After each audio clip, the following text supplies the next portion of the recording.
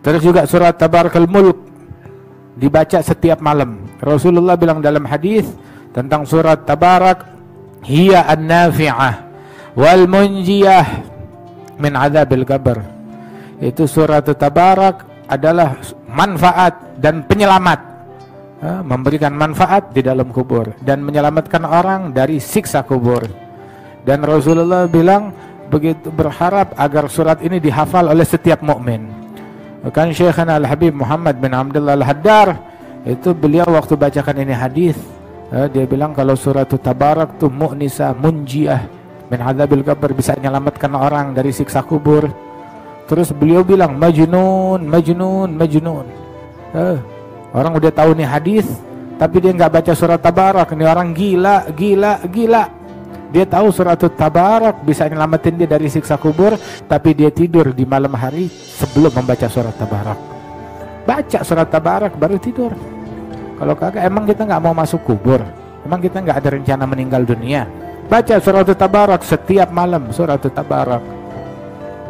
Yang kita kenal dulu, rata-rata hampir semuanya orang Islam zaman dulu pada hafal surat Tabarak. Itu Rasul berharap annaha fi qalbi kulli mu'min, bahwa surat Tabarak ini dihafal oleh setiap mukmin. Dan diriwayatkan surat Tabarak, dengan berkat surat Tabarak itu memberikan syafaat kepada seseorang, dia dapat ampunan Allah Ta'ala berkat surat Tabarak. Subhanallah.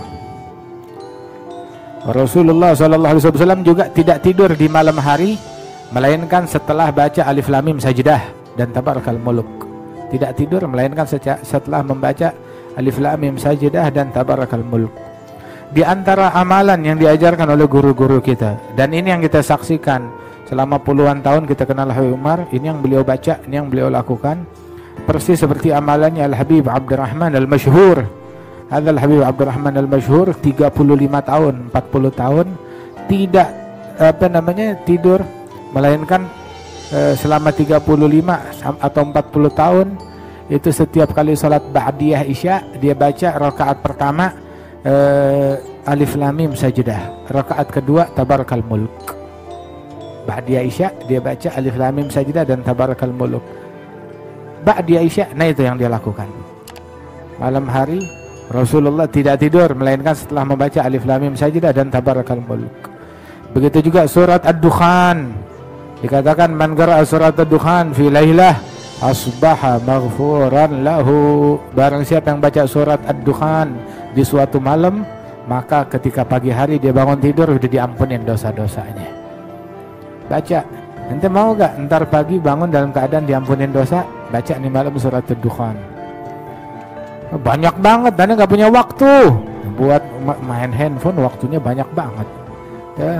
Buat buat baca koran banyak, buat posting banyak waktu, buat buka medsos banyak waktu, buat bikin tulisan ngalor ngidul yang nggak jelas banyak waktu, buat baca Quran nggak ada waktu. Nih buat keselamatan kuburan kita, di kuburan kita begitu. Nggak dibilang yang punya Facebook diampunin dosa-dosanya, yang yang selalu memperbaharui status WhatsApp maka dia selamat dari siksa kubur. Ada begitu? Yang ada percaya gak banyak orang disiksa gara-gara WhatsApp dalam kuburannya, ya kan, gara-gara gosip di WhatsApp, gara-gara gosip, gara-gara nyebar kebohongan, gara-gara provokasi, gara-gara namimah, gara-gara medsos, banyak yang disiksa dalam kuburan.